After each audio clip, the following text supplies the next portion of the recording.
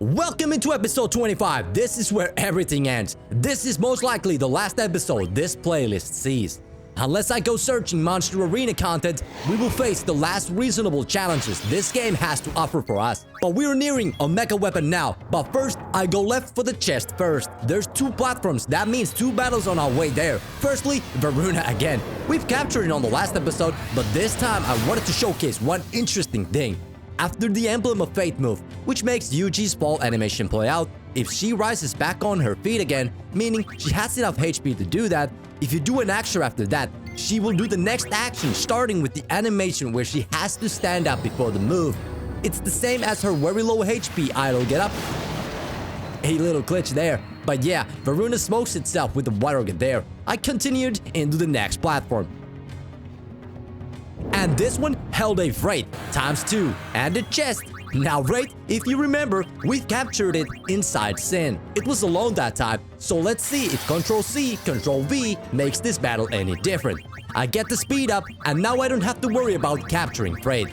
I've already obtained one, so here I'm just looking to beat them before they beat me. I remembered these things from inside Sin battles.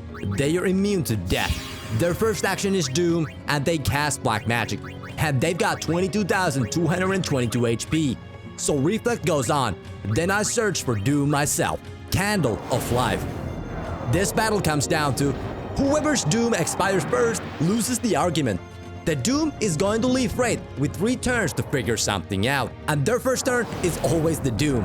And the second one will be using Doom as well, even though I'm fully under Doom. It's another Doom. And the Reflect I threw on Yuji at the start of the battle matters as well, because they can cast nasty black magic, and they also got that death spell on their move table. Now I get 5 turns to end this battle. Right away I have to throw Doom on the other Wraith as well.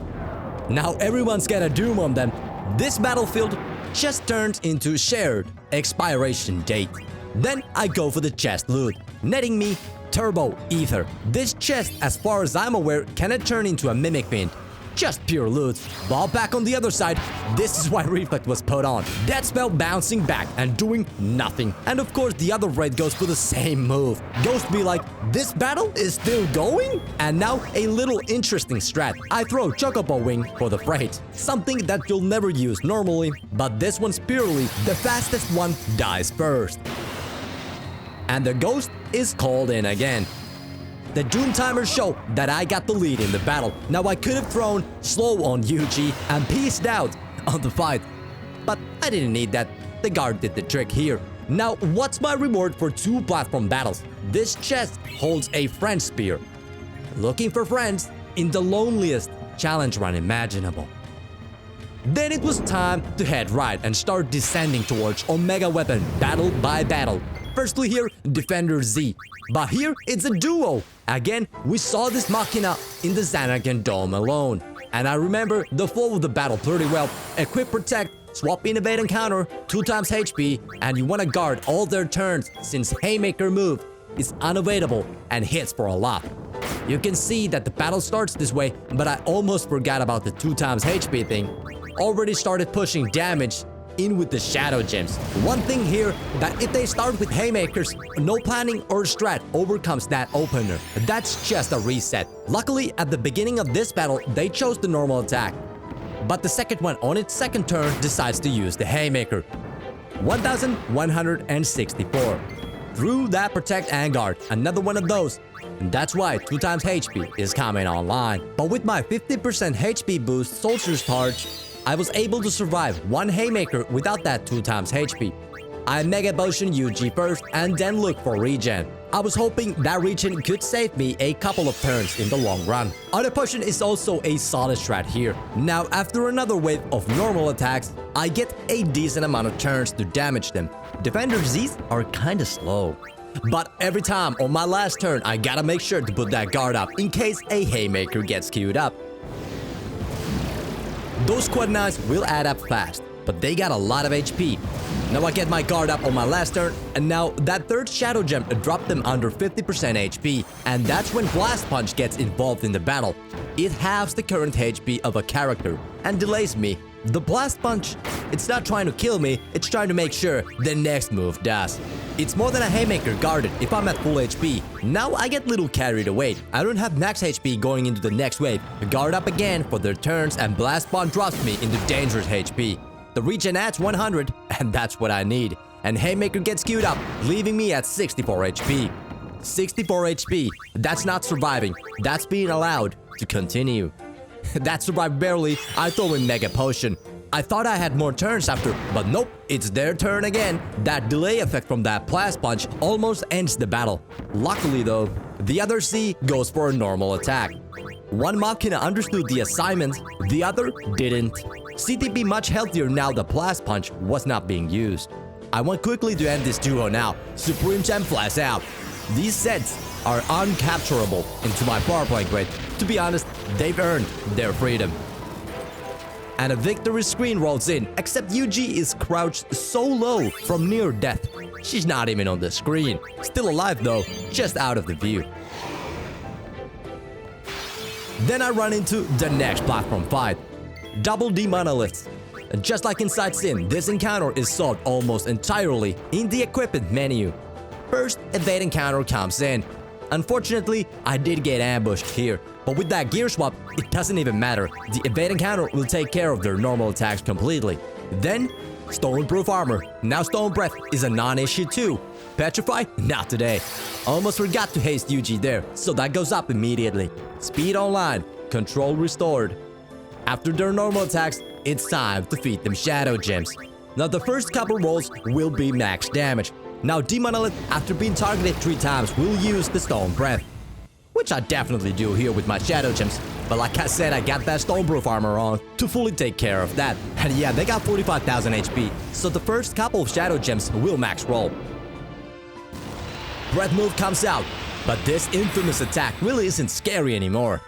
They do have Favors Curse if I start swinging normally, some annoying statuses attached to it, but no confusion, no sleep, none of the truly dreaded ones.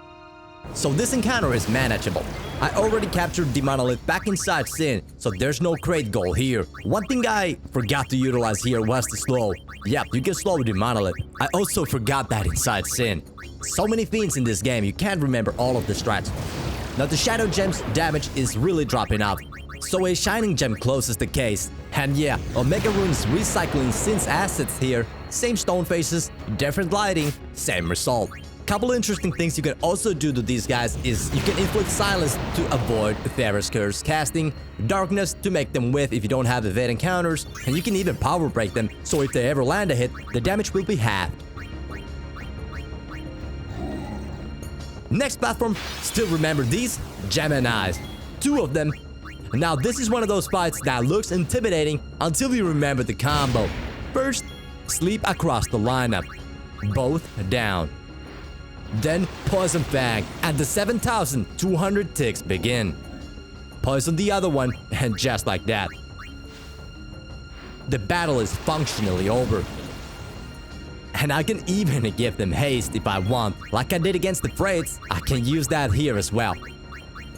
So I give them haste so that they can dream faster. This is one of those encounters where you don't really fight. You just sit back and watch the overtime do the work. It's crazy, even if the CTP is 80% red, I'm still winning. Going forward, I equipped Lucid Torch mainly because of its Confuse Ward, because the remaining Fiend, after the next one, demands heavy status protection.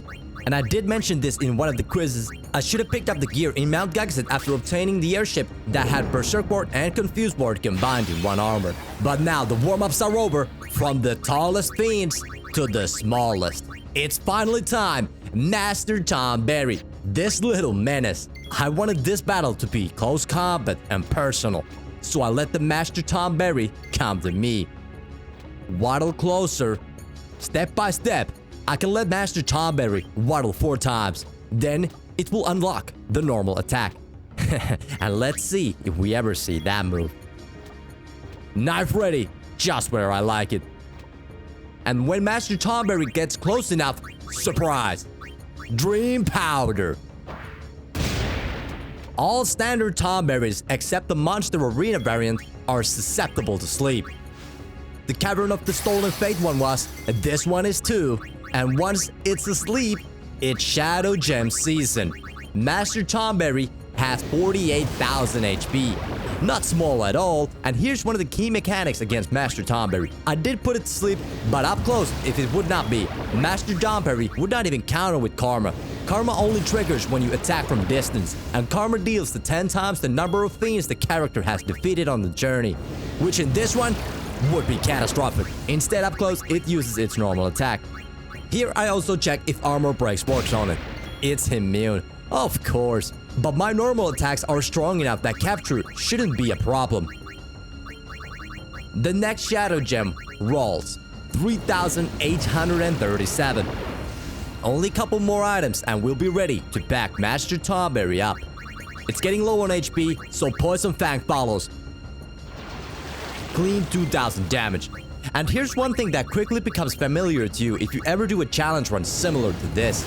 You start to recognize which items to use in order to set up the captures. When to use Poison Fangs, when grenades, and when fire gems, etc. Here I use Stamina Spring twice. 400 drain per throw, and now Tonberry is sitting at what, 100 HP or so? Perfect. Then swap in the Iron Grip. No matter how dedicated he was avenging his brother from the Cavern of the Stolen Fate, Master Tonberry joins the collection. Drops are actually neat here. Slow Strike, Death Strike, Death Proof, but the rare steal, a hidden gem, Tetra Elemental. An item you almost never see. Only stealable from Seymour Natus and Master Tonberry.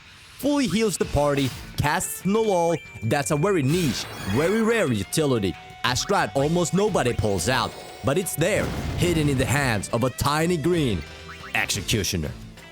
One more mechanical detail, if you noticed, my attacks only rolling double digits earlier during the capture. There's a reason. After Master Tonberry waddles 4 times, its defense and magic defense spike to 130. It's literally buffing while walking, just casually powering up mid-stroll, which is exactly why I considered armor break, but of course it had to be immune. So yeah, from giant war machines to a knife-wielding ankle biter, Omega Ruins doesn't care about size, only mechanics. Now this master can hit hard as well with its normal attacks. And here's something interesting, it only has 15 luck, but I don't know what it is, Master Tonberry loves to critical hit. The crits I saw were happening so often that I genuinely started wondering how it's even pulling them off. Because on paper, this shouldn't really be happening. With only 15 luck compared to Waka's base 19 luck, Master Tonberry should actually have negative crit chances against us. So either the math is lying, or this knife comes with a built-in critical hit bonus. And when those crits land, the damage is ridiculous. We're talking over 5,000 damage from a single stab. Now thankfully, you can mitigate it. Protect and guard together bring those hits down a couple notches. Master Tonberry is immune to power break, but those 2 actions alone already push the damage into the survivable territory even for UG. And here's a funny little thing I noticed while testing. If you give Master Tonberry haste, its waddling animation stays the exact same speed, still that slow, dramatic shuffle forward, but the moment it actually attacks, its legs become way faster. Bro instantly moves like he just got 10 years younger. But against Master Tonberry, keeping it under asleep, knife confiscated, works the best. So I mentioned equipping Lucid Torch with the final fiend in the Omega Ruins, this is why, Great Malboro, and this is easily the hardest fight in the entire area. Now what am I talking? We already captured one inside Sin, and this one is not that. Here in Omega Ruins, it has guaranteed ambush, and on its very first turn, if not provoked, Bath Breath, no negotiation, no warning, just immediate chaos. I tested a few different openers here, and really, leading with the Protect felt like the most stable, because once Bath Breath goes off, the battlefield becomes a status roulette. The 3 statuses I'm most worried about: Berserk, Confusion, Slow. Confusion has the highest landing rate out of those 3. So Confused Ward is equipped.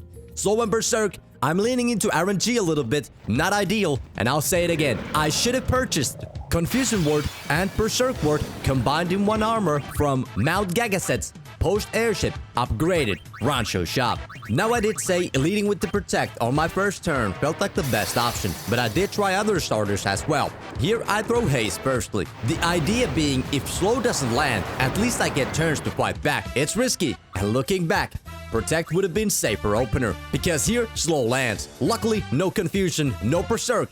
We might be able to get back into this battle. Malboro was looming in the CTB with the double turns, so that's exactly why the feather goes up. Now I'm hasted, and I'm thinking, do I heal? The potions won't help. I still die to a normal attack, even from max HP. I need at least one mitigation online to survive it from full HP. Either power break, protect, or guard. One of those. I also do not want to cure the poison. It's the same trick we used inside Sin. If any of the party members is poisoned, Great Malboro will not use Bad Breath again. Ever. Great Malboro's first turn Bad Breath move can only be avoided by provoking it. And even if you self-poison yourself before the Malboro's first turn, it doesn't matter. The first Bad Breath is scripted, that it doesn't care about your poison status.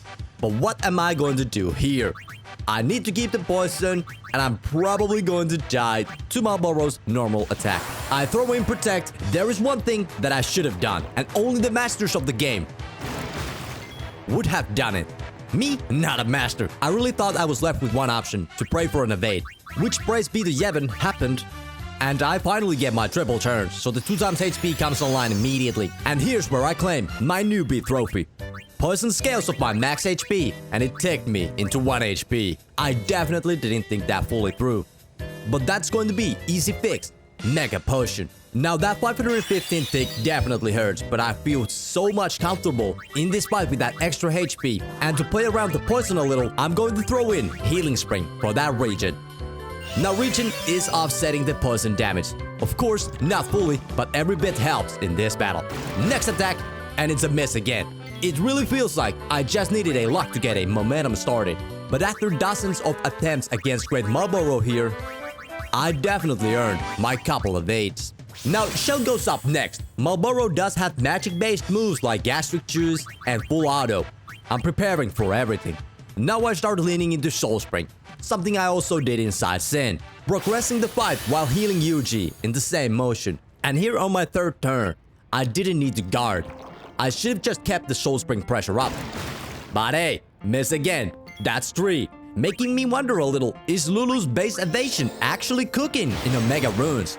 Or did I accidentally bribe the RNG? I'm not complaining. Something I also learned inside Sin. Power Break, this thing. Cutting its physical damage lowers the intimidation factor massively. And Great Malboro chooses another normal attack. And to my surprise, 4th miss. Next up, I want to confirm the Power Break debuff I did on it. Since if it's ever landing hits, I want them to be cut down. So I swap in Hawkeye. And it's not there. Didn't land. Gotta go back into the loop, Soul Spring to keep me safe. Keeping me healthy all the time. And then I guard. I should have just went in for the Power Break again. Another normal attack. Alright, this battle is getting too easy. A glitch where Great Malboro won't land hit. Final Fantasy X. Then I go in for the Power Break again, and now it's on. And then I just continue with my Soul Spring pressure.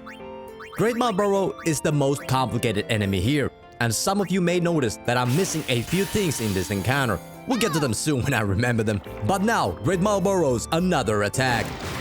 And now this one lands, but that 373, yeah, my damage mitigation has done its job. Then it was time to refresh the regen. But I'm sitting at Aslo's HP, so I'm gonna need a Soul Spring after that. Now Malboro's turn again, and it's again a normal attack. Bro, switch it up. But then I realized something obvious. Why am I not wearing evade encounter? All these evades gave me a reminder. I should have had that every Altana treasure on from the start. Then another realization, those Sandborn farms in Pekanel, not in vain.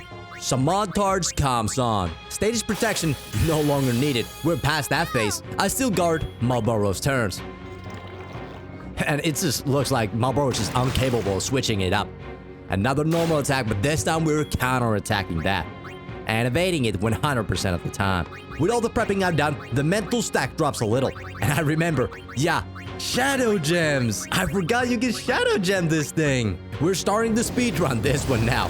Malboro's HP dropping fast now. Now after these 2 Shadow Gems, Malboro's HP will be pushed below 50%. The reason why Great Malboro seemed to be incapable of switching its attack moves before is just a code thing. Under 50% HP, it unlocks new moves. So that's why we just saw it use a normal attack, and the Bad Breath due to our poison was locked out. So I believe it had no other move available against us above 50% HP. Now it's just simple loop. Keep us healed up with the Soul Springs and lean into Shadow Gems when I have the room. I am prepared for every move Great Malboro might pull out, but choosing them, it's up to Great Malboro. It's been loving that normal attack. Nice thing about these Shadow Gems is that they cannot kill a Fiend, and they will reveal the remaining HP the Fiend has, so I don't have to worry about checking Malboro's HP with a sensor. I can just throw in Shadow Gems here and there and just look for it, and wait till it gets low. Now capture is the goal here. Although, if you were planning to capture all 10 great Mallies for the monster arena, this is probably not where you do it. The Inside Sin version is much easier. No guaranteed ambush, no first turn, bad breath. But Omega Runes does have one big advantage, the platform encounters. Those formations include the rarer fiends in the area, and they help cut down the number of regular encounters you have to deal with while going for the captures. For example, if you're hunting Master Tawny, in the platform encounters, it's one of only 7 possible formations. Compare that to the first part of the Omega Runes, where it's buried among 18 possible encounter formations. So your odds are dramatically better on the platforms. And there's another trick. You can reset the platform encounters simply by teleporting out and coming back in. And if you run into too many duplicate fiends, the encounters here are fully escapable. So you can just run and keep cycling until the formation you want appears. Now as I'm speaking, the Great Malboro is really hurt. It's too weak for me to use Soul Spring again, so I have to lean into Mega Potions to heal UG. And finally, something different comes out. No name on the screen, but judging from the animation, this looks like full auto. Party-wide magic hit. Shell on, that's a pitiful damage. Then the chip begins. Normal grenades.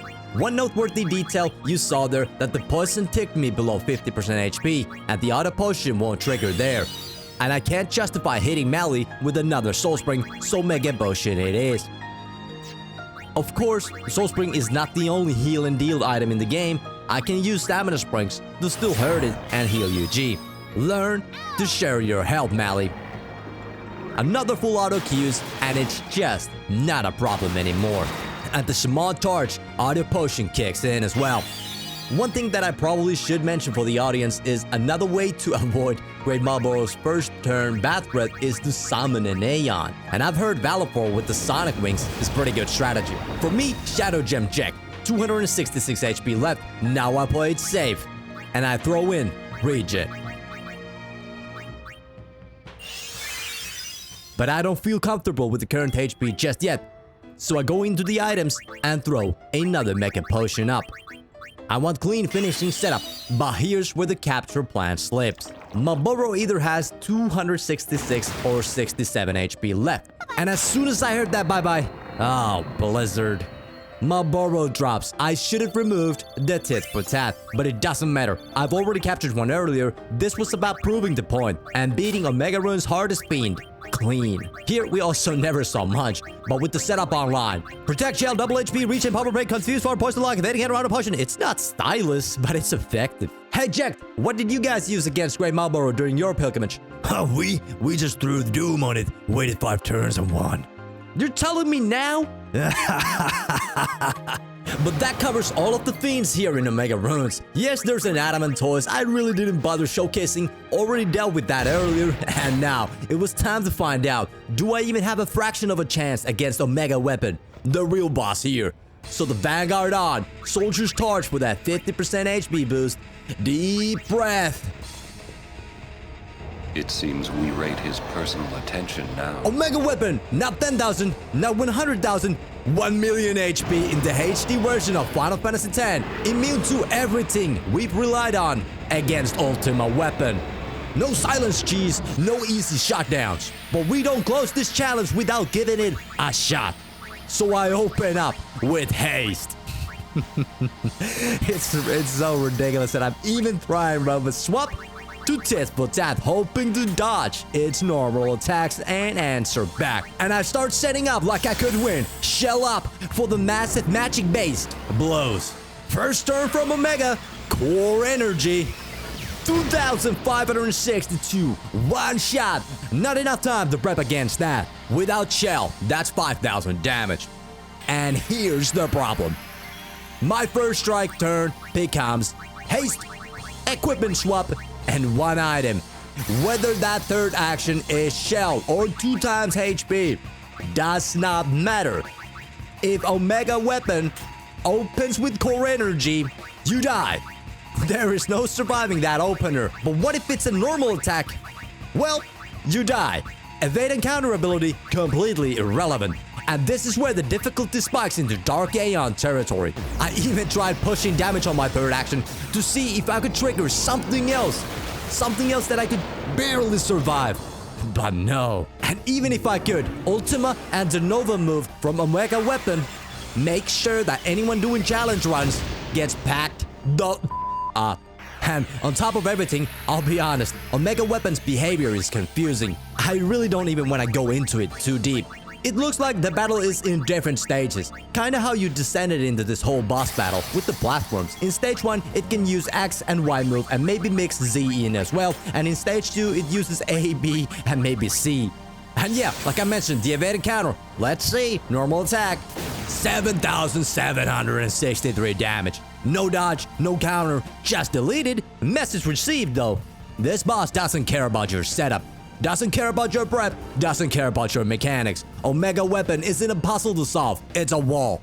And right now, an unbeatable one. I'd rather throw attempts against BFA than this. At least there's a chance. Here, it's just raw numbers, and I'm staring down 1 million HP with no stable openers. This isn't a battle, it's a statement. Omega Weapon is here to stay.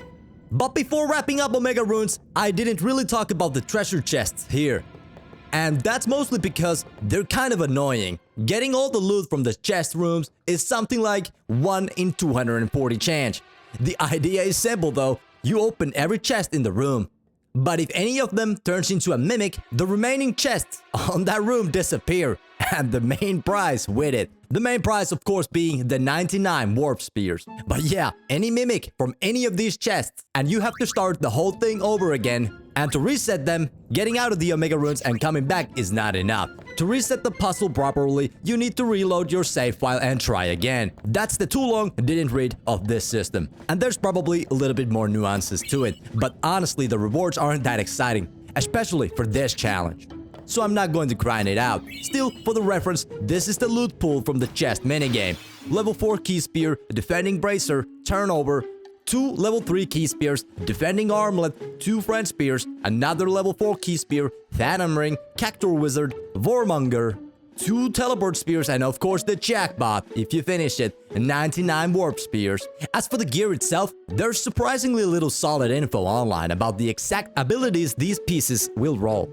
And funnily enough, every video I find online just rushes through the looting rooms. Nobody actually stops to check what abilities the gear even has. Well, most players are not doing challenges, so they don't need to worry about the abilities. But I'm curious and I figured it out. Auron's defending bracer, silence proof, and dark proof. Waka's turnover, magic counter, and counter attack. Kimari's defending armlet, stone proof, and poison proof, with 2 empty lines to fill up. Yuna's phantom ring, ice eater, fire eater, lightning eater, and 1 open slot. Lulu's cactur wizard, half MP cost.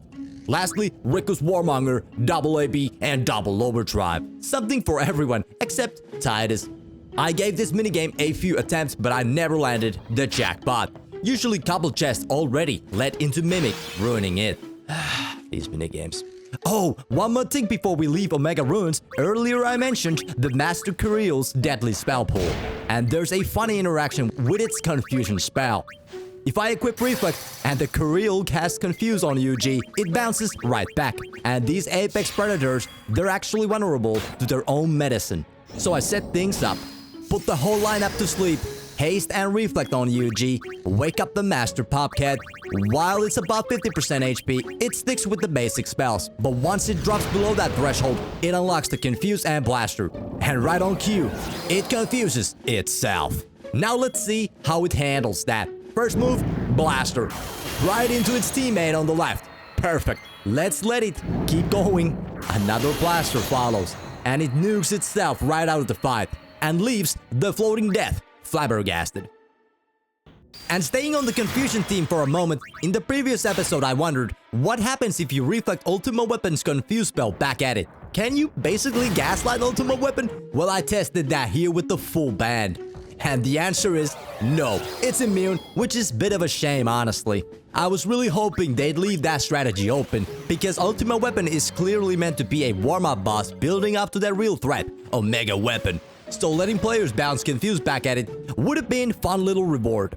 For anyone who figured that interaction out, if I were designing the fight, I'd absolutely leave that possibility in. It would have been a pretty satisfying way to outplay the boss, especially because they already kinda played with the Ultima Weapon boss battle.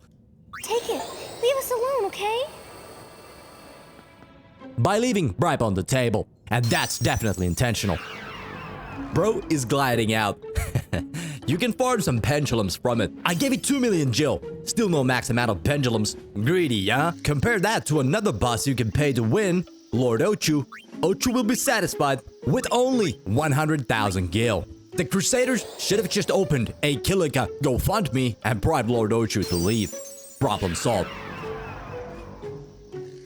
And with that, we're done with the Omega Runes, and that wraps up the episode 25. But the challenge isn't quite finished yet.